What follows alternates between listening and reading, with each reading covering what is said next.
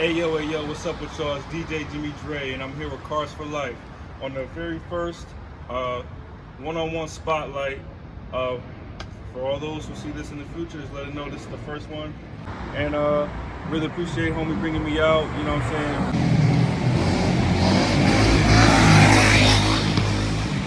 saying? So we're out here on Main Street, Springfield, Massachusetts, but let's get right into it here with the car. So you want to tell us a little bit about it, the history on it? Yeah, it's a 2005 Acura RL. It's my second RL. I had one before this, and it was pretty basic. No A-spec kit, it was black on black, tech package, and I had it on coils. You know, I love that car. I really love how they handle. But then sadly, this my first RL, the timing belt snapped on it. So I got this one and I saved it from the junkyard. It was in a front end collision, and basically I swapped over all the front end pieces from my first RL onto this one and saved it. And then the journey the journey's been up from there. You know, added the A-spec lip kit. I wrapped it blue. The original color is black, but the car is I mean the kit is gray. The car is black, but the kit is gray. Full JDM kind of conversion really, with the Honda Legend front grille, the headlights, steering wheel, airbags, all the emblems, every logo you can think of is there. I got power folding mirrors, a whole lot of little subtle things. To me, less is more, and my whole main goal is to, I don't want to be too flashy. I just like everything to look like it was meant to be. That I had this car for about going on 3 years now. And just stack up a lot of parts, you know what I'm saying? And, I have a vision, and this is a vision coming true before my eyes. So what are you going to be your next steps with the car now that you got everything kind of wrapped up and all of your lights and all of your symbols in? I have a lot of things in effect. So the next step really is getting the bodywork straight. Yes, I had this car for about going on 3 years now. And just stack up a lot of parts, you know what I'm saying? And, I have a vision, and this is a vision coming true before my eyes. So what are you going to be your next steps with the car now that you got everything kind of wrapped up and all of your lights and all of your symbols in? I have a lot of things in effect. So the next step really is getting the bodywork straight. The next step is getting the bodywork straight. And prepared for a rewrap. I'm gonna be doing a color change.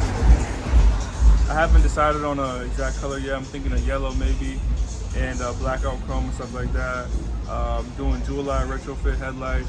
The biggest thing of them all though is I have a J37 A4 ready to swap into here with pre-cat deletes, RB6J pipe, port and polish intake manifold, and then a Comtech supercharger to go along with that. So my main goal really is, well, my end goal, power-wise, is to have this thing pushing 400 wheel horsepower so that it can be a real one-of-one. So as far as it being a money pit, about how much do you think you've already spent on it? You know, I stopped counting 2 years ago. Well, I only counted once 2 years ago, and that was before I had bags, before I had some baller wheels, before I had carbon fiber steering wheels and carbon fiber trunk spoilers and all that stuff. Back then, I was about $10,000 $10,000 in mods on the car, and it was still on stock suspension. You know what I'm saying? I didn't have powder coated calipers, super expensive. I didn't have a whole lot of stuff that really sets the car apart now. So by this time, we may have doubled it, to be honest, you know, with motors and superchargers and full-on interior replacement parts and all types of stuff. So it's best that I don't keep track, because I might be discouraged to keep spending my money. So now that you have your setup and everything for the car, what are going to be your next steps for the engine? Because I know you said you wanted to do 400 horses. So you want to tell the viewers about how you're going to go about that? So the main thing that I'm really having to have an experiment with is whatever my tuning solutions are going to be. Because if you know, RLs don't have a K-tuner or anything like that, or Honda. So I'm gonna have to do something like standalone or a piggyback. I'm thinking of a boom slang harness into a Fuel Tech FT550.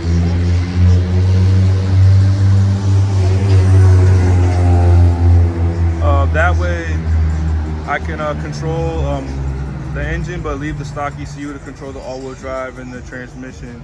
And as well as that, I didn't mention, but my supercharger kit came with water meth injection. So that's basically like having E85. Over here in Connecticut, we don't have really any E85 stations. So that'll kind of give me a leg up in creating that power by cooling the intake temps with water meth injection. Now, what is one thing that you can say that you love about this car? Something that you absolutely, just when you think about your car, that you're just like, wow, this is my car.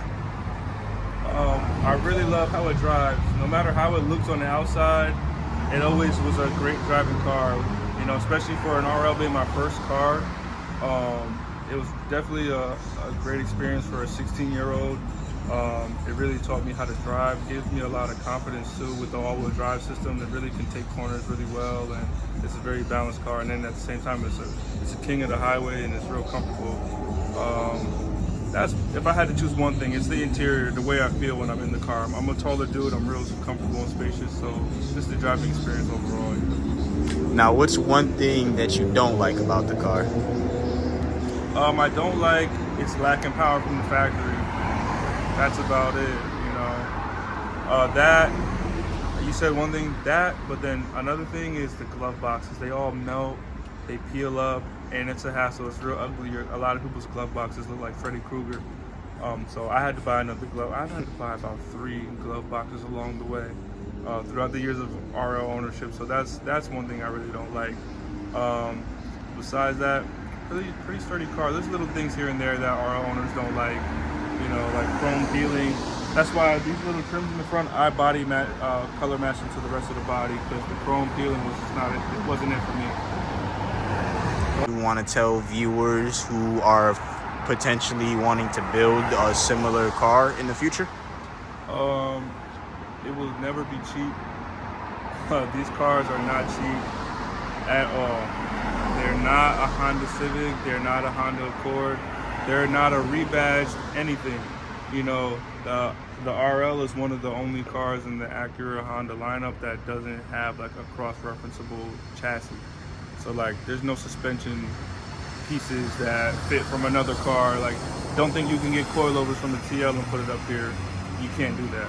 Don't think you can put wheel hubs from another car up here. You can't do that. You can't put a subframe from another car in here. You can't just slap really anything from another car in here. It's very small things. Like, the only things I have from other cars, I have TL Type S pedals. They're the same shape.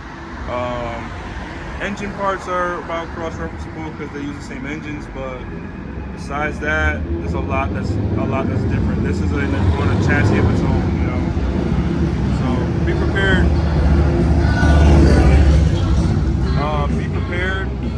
Be very patient, because finding cool parts takes a lot of connections, a lot of knowing a lot of people. A lot of these parts that I have, I didn't get by myself. I got them from other people trading and all that stuff and exporting. So don't think that you can just jump on eBay and get this stuff, because there are no fakes. Like, there's no fake rep parts at all. There are no rep headlights, no rep kits, no rep bumpers, no rep grills.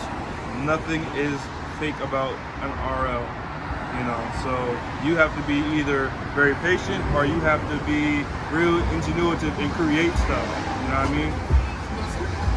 All right, appreciate it.